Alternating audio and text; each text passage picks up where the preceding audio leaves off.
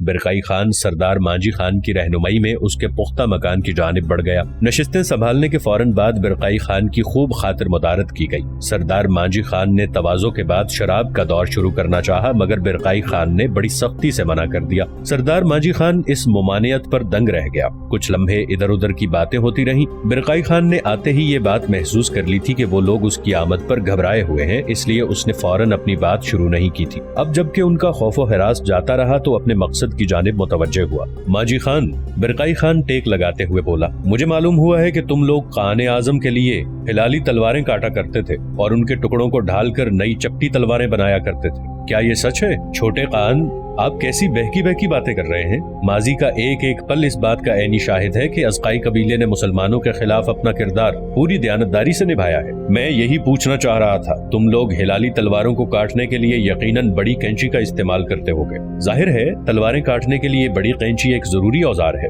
اور اس سے فولادی زنجیریں بھی تو کاٹی جا سکتی ہیں۔ برقعی کا لہجہ قدرے گمبھیر ہو گیا۔ سردار مانجی خان کا چہرہ پل بھر کو پھک پڑ گیا۔ ہاں کاٹی تو جا سکتی ہیں، تو پھر تم یہ بتانے میں یقیناً تردد نہیں کرو گے کہ تم نے اسے کہاں چھپا رکھا ہے؟ کسے؟ تمہارا چہرہ جھوٹ چھپانے کی سکت نہیں رکھتا مانجی خان۔ بہتر ہے جو میں پوچھ رہا ہوں وہ صاف صاف بتا دو۔ میں آپ کا مطلب نہیں سمجھ پایا، آپ کس کے بارے میں بات کر رہے ہیں؟ مانجی خان کے چہرے پر گہرا اضطراب پھیل گیا۔ میں اسی قیدی کی بات کر رہا ہوں جسے تم سرخوں کی قید سے چھڑا کر لائے ہو۔ آپ پورے قبیلے کی تلاشی لے سکتے ہیں، یہاں ایسا کوئی قیدی موجود نہیں۔ دیکھو مانجی خان، میں کون ہوں یہ تم اچھی طرح جانتے ہو۔ میرے سامنے جھوٹ بول کر تم اپنی جان کو خطرے میں ڈال رہے ہو۔ میرا خنجر تمہیں لمحے بھر میں موت کی نیند سلا دے گا۔ برقعی خان کی آنکھیں یکایک شعلے اگلنے لگی۔ وہ 3 دن پہلے یہاں سے فرار ہو گیا ہے۔ مانجی خان کی آواز خوف سے لرز رہی تھی۔ وہ اس کے سامنے خود کو مضبوط نہیں رکھ پایا۔ ایک ہی لمحے میں اس کی ساری ہمت جواب دے گئی۔ تم صریحاً جھوٹ بول رہے ہو۔ خدائے جاویدانی کی قسم، میں بالکل سچ کہہ رہا ہوں۔ مگر یہ کیسے ممکن ہے؟ برقعی خان اس کے لہجے سے پریشان ہو گیا۔ گزشتہ ہفتے اس نے یہاں سے جانے کی خواہش ضرور کی تھی، مگر میں نے اسے سختی سے منع کر دیا تھا۔ شاید اسی لیے وہ 3 دن پہلے رات کے اندھیرے میں ہمارا ایک گھوڑا چرا کر فرار ہو گیا۔ تم نے اسے یہاں روکا کیوں تھا؟ تم نے اسے یہاں کیوں روکا ہوا تھا؟ برقعی خان کا لہجہ مزید زہریلا ہو گیا۔ میں مجبور تھا۔ جس نے اس کی رہائی کی قیمت چکائی تھی اس کی منشا یہی تھی کہ خطرہ دور ہونے پر ہی اسے سرائے پہنچایا جائے۔ قیمت چکائی تھی؟ مگر کس نے؟ حیران ہونے کی باری اب برقعی خان کی تھی۔ ایک لڑکی نے۔ وہ کچھ عرصہ پہلے یہاں تنہا آئی اور اس نے قیدی کی رہائی کے بارے میں میرے ساتھ سودا طے کیا۔ اس نے رقم کی تھیلی مجھے دیتے ہوئے یہ ہدایت کی تھی۔ لڑکی کون تھی وہ؟ برقعی خان اچنبے میں پڑ گیا۔ یہ تو میں نہیں جانتا، البتہ وہ منگول تھی۔ تم نے اس کا نام نہیں پوچھا؟ نام؟ ہاں یاد آیا، اس نے اپنا نام شاید گل بتایا تھا، وہ بھی میں بڑے اصرار کے بعد جان پایا۔ گل؟ برقعی خان سوچ میں پڑ گیا۔ اس کا ذہن قونائی خان کی بیٹی کی جانب مبذول ہو گیا۔ اس کا نام بھی تو گل ہی تھا، مگر اس کا ازقائی قبیلے کے ساتھ کیا واسطہ؟ وہ خاموش الجھا بیٹھا رہا جبکہ مانجی خان کا جسم ابھی تک کانپ رہا تھا۔ قیدی کی حیثیت کوئی آلہ تھی یا پھر اس لڑکی کا تعلق شاہی افراد سے تھا؟ اس نے بظاہر یہ جھوٹ بولا تھا کہ اسے قیدی روکنے کی ہدایت کی گئی تھی۔ اب اس کی یہ حرکت کیا رنگ لائے گی؟ وہ اسی فکر میں گھلا جا رہا تھا۔ برقعی خان نے وہاں وقت برباد کرنا مناسب نہیں سمجھا اور اسی لمحے وہاں سے روانگی اختیار کی۔ وہ رخصت ہوتے ہوئے سردار مانجی خان کو سختی سے خبردار کر گیا تھا کہ اگر اس کی بات غلط ثابت ہوئی تو وہ اپنی موت یقینی سمجھے۔ سردار مانجی خان اس کی دھمکی پر دہل کر رہ گیا۔ اب کیا ہونے والا تھا اس بارے میں وہ بالکل لا علم تھا۔ جمال الدین المراحی کی خوشبختی کا ستارہ ان دنوں پورے عروج پر تھا۔ وہ ایک ایک کر کے کئی سلطانی وفادار امراء کو بھرے دربار میں ذلیل و رسوا کر چکا تھا۔ شرفاء اور امراء کا بڑا طبقہ اس سے لگاتار خائف رہنے لگا تھا۔ دربار میں موجود شرفاء اور امراء بھی اس کی ہاں میں ہاں ملانے پر مجبور تھے۔ انہیں خدشہ لاحق تھا کہ کہیں کسی دن ان کی شامت اعمال نہ آ جائے۔ سلطان سیف الدین ابو بکر دن بدن جمال الدین المراحی کے بڑھتے ہوئے اثر و رسوخ کو بڑی شدت اور بے چینی سے محسوس کر رہا تھا، مگر یہ نو عمر سلطان بھی اس کے جارحانہ انداز کے سامنے کوئی مدافعت نہ کر پایا۔ اسے یہ خواہش ضرور تھی کہ کوئی اس کے خلاف ٹھوس معاملہ پیش کرے تاکہ وہ اسے بھی ہمیشہ کے لیے ملک بدر کر دے، مگر ایسی نوبت نہ آ سکی۔ جمال الدین المراحی نے صرف اپنی انہی کارستانیوں پر اکتفا نہیں کیا، بلکہ اس نے 9 رمضان المبارک 637 ہجری میں اپنے گھر پر ایک خفیہ مجلس کا انعقاد کیا۔ اس میں قاہرہ کے کئی امراء اور شرفاء نے شرکت کی۔ اس نے ان کے سامنے اپنا نیا منصوبہ رکھ دیا کہ وہ نو عمر سلطان کو معزول کر کے کسی مضبوط شخص کو سلطان بنانے کا خواہش مند ہے جو کہ بلاد مصر پر مکمل اختیار رکھنے کی صلاحیت رکھتا ہو۔ امراء و شرفا اس کی بات سن کر لمحہ بھر کے لیے سناٹے میں آ گئے تھے، مگر اس کی چکنی چپڑی باتوں میں اور بلاد مصر کو بیرونی حاکموں سے خطرات کے پیش نظر وہ اس کا ساتھ دینے پر آمادہ ہو گئے۔ ایک ہفتے بعد رمضان المبارک کے دوسرے عشرے میں جمال الدین المراحی اپنی عیارانہ چالوں سے سالار عساکر وجہ الدین الباقری کو بھی اپنے دام فریب میں لانے میں کامیاب ہو گیا۔ اس کی اس بدتینت حکمت عملی کے بارے میں کسی کو کانو کان بھنک نہ پڑ سکی۔ سلطان سیف الدین ابو بکر اپنی موج مستی میں مگن رہتا تھا۔ کبھی کبھار وہ امراء کے اصرار پر دربار میں قدم ڈال دیا کرتا تھا۔ امراء جہاں جمال الدین المراحی سے خائف تھے، وہیں وہ کمزور اور ناسمجھ سلطان سے بھی ترساں تھے۔ وہ جمال الدین کا ساتھ محض اس لیے دینے پر آمادہ ہو گئے تھے کہ کم از کم ایک کمزور سلطان سے تو گلو خلاصی ہوگی۔ انہیں اس بات کی خبر نہیں تھی کہ جمال الدین المراحی انہیں سیڑھی بنا کر عنان سلطنت پر خود قبضہ کرنے کے خواب دیکھ رہا ہے۔ رمضان المبارک کے آخری عشرے میں نوعمر سلطان نے اعتکاف میں بیٹھنے کی خواہش ظاہر کی۔ خوشامدی امراء نے اس کے اقدام کی تعریف و توصیف میں زمین و آسمان کے قلابے ملا ڈالے۔ اعتکاف میں ہی سلطان کے وفادار امیر احمد العنابی نے جمال الدین المراحی کی سازش کا بھانڈا پھوڑ دیا۔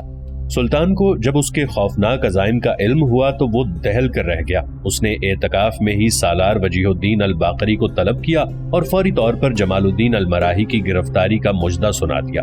وجیہ الدین الباقری پہلے ہی سلطان کے خلاف سازش کا حصہ بن چکا تھا اور اس نے جمال الدین المراحی سے بڑی رقم اینٹ لی تھی۔ اس نے شاہی حکم کی فوری تعمیل کرانے کی یقین دہانی کرتے ہوئے وہاں سے اجازت لی اور سیدھا جمال الدین المراحی کی خدمت میں پیش ہو کر سلطان کی باخبری اور حکم کی بابت سب کچھ بتا دیا۔ جمال الدین المراحی نے مخبری کرنے والے کے بارے میں پتہ لگانا چاہا، مگر وہ اس معاملے میں ناکام رہا۔ اس نے سوچ بچار کے بعد یہ حکمت عملی طے کی کہ اسے گرفتاری دے دینا چاہیے، کہیں ایسا نہ ہو کہ سلطان وجیہ الدین الباقری سے بدگمان ہو جائے اور اسے معزول کر کے کوئی دوسرا سالار مقرر کر دیا جائے۔ اس نے دوسرے دن وجیہ الدین الباقری کو بلا کر تمام حکمت عملی سمجھائی اور خود کو اس کے ہاتھوں گرفتار کرا دیا۔ اس کی گرفتاری سے امراء اور شرفاء میں ہراس پھیل گیا۔ جمال الدین المراحی سے تمام امراء نے فردن فردن کوتوالی میں ملاقات کی۔ جمال الدین المراحی نے انہیں صاف لفظوں میں یہ کہہ دیا کہ اگر انہوں نے اس کی منصوبہ بندی کو پایہ تکمیل تک نہیں پہنچایا تو وہ ان سب کے نام سلطان کے سامنے بیان کر دے گا۔ جان اور ناموس کے خوف کی خاطر وہ جمال الدین المراحی کی بات ماننے پر مجبور ہو گئے۔ بالآخر 27 رمضان 637 ہجری ہفتے کی رات کو سپاہ کے ایک دستے کے ساتھ نوعمر سلطان سیف الدین ابو بکر کو اعتکاف کی حالت میں حراست میں لے لیا گیا اور اسے راتوں رات قاہرہ کے باہر قلعے میں پہنچا دیا گیا۔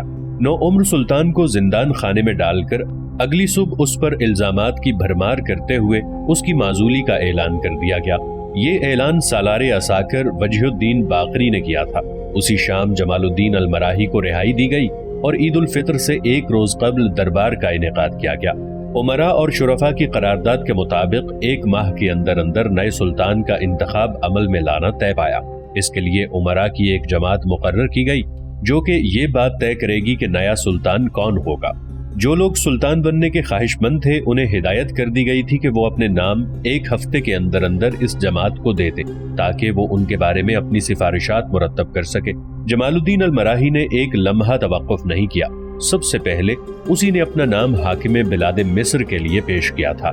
ادھر بیبرس غیر محسوس انداز میں غازی عبداللہ شافعی کے پیچھے وہاں سے نکل آیا تھا۔ زندان خانے کے صدر دروازے پر اس نے اسے جا لیا۔ ٹھہرو، میں تم سے کچھ بات کرنا چاہتا ہوں۔ بیبرس نے اسے آواز دی۔ غازی عبداللہ نے مڑ کر اس کی جانب دیکھا۔ اس کے قدم غیر ارادی طور پر رک گئے تھے۔ تم کون ہو؟ میں نے تمہیں پہلے کبھی نہیں دیکھا۔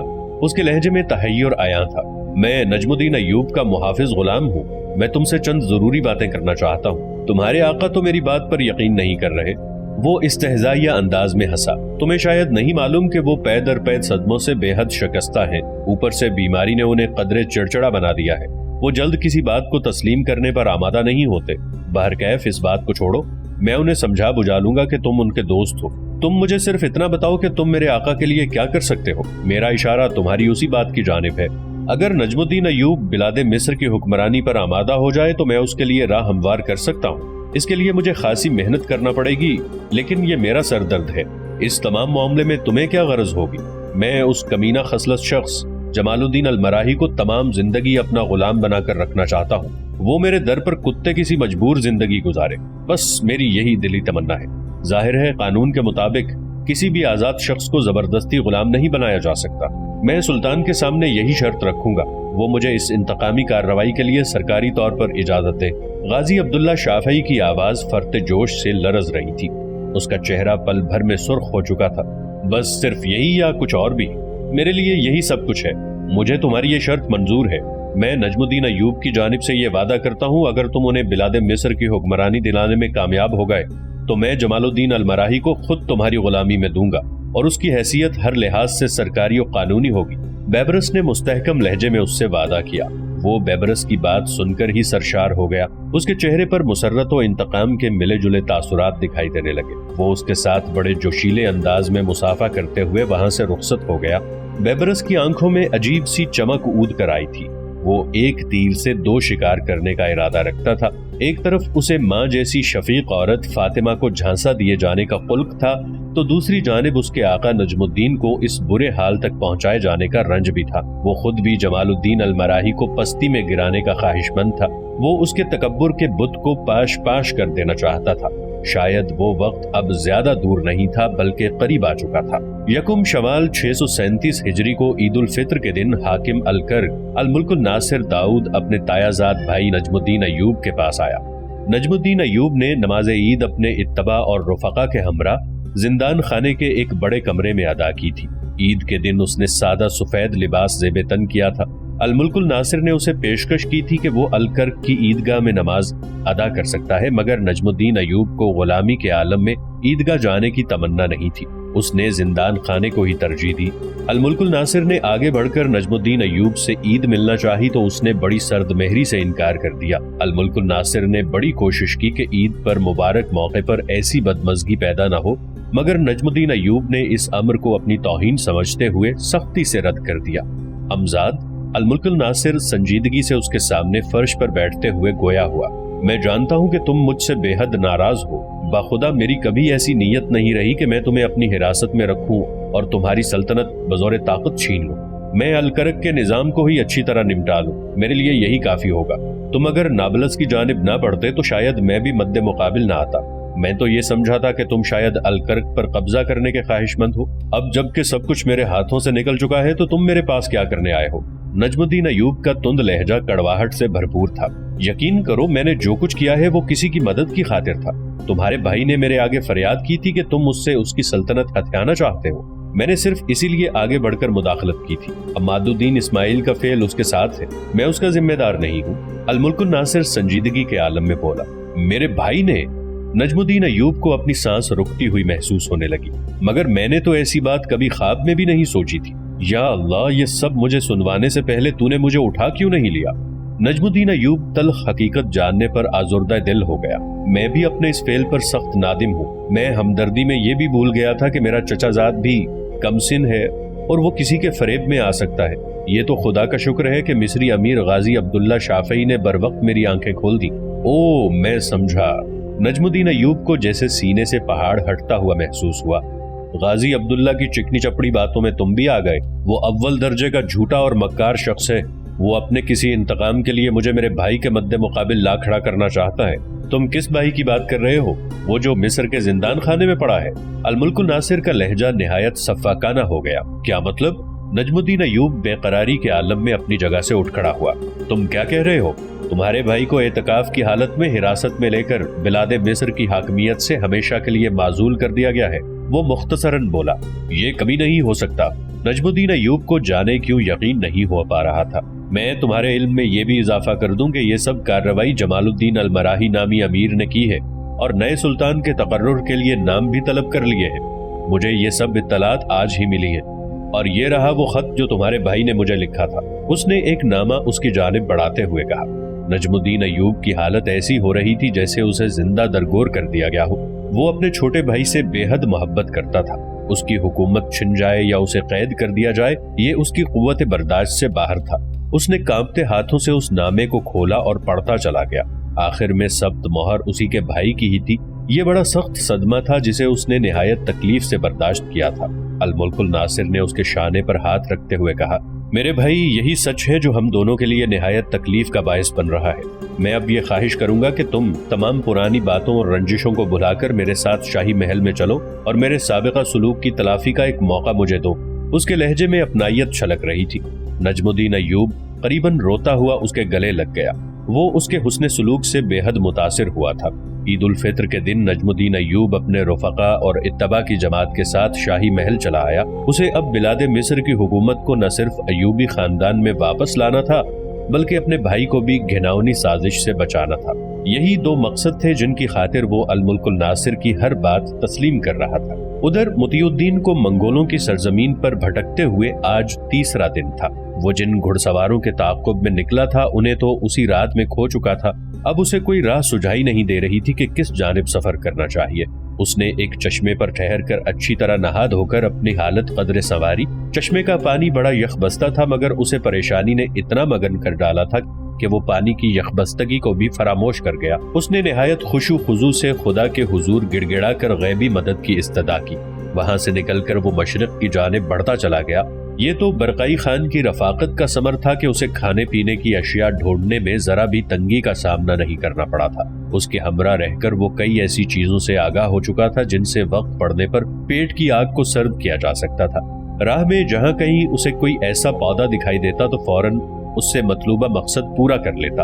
وہ مسلسل محو سفر رہا، دن رات میں بدلتا رہا اور رات دن میں۔ ایک وقت ایسا بھی آ گیا کہ اسے دن اور رات کے گزرنے کا احساس ختم ہونے لگا۔ وہ صحیح طرح شمار کرنے سے قاصر ہو گیا کہ اسے ازقائی قبیلے سے نکلے ہوئے کتنے روز بیت چکے ہیں۔ وہ اور اس کا گھوڑا دونوں کسی نامعلوم منزل کی جانب رواں دواں تھے۔ ایک صبح اچانک اسے ایسا محسوس ہوا جیسے کسی نے اس کے چہرے پر پانی کا چھینٹا پھینکا ہو۔ وہ نیند سے ہڑبڑا کر اٹھ بیٹھا۔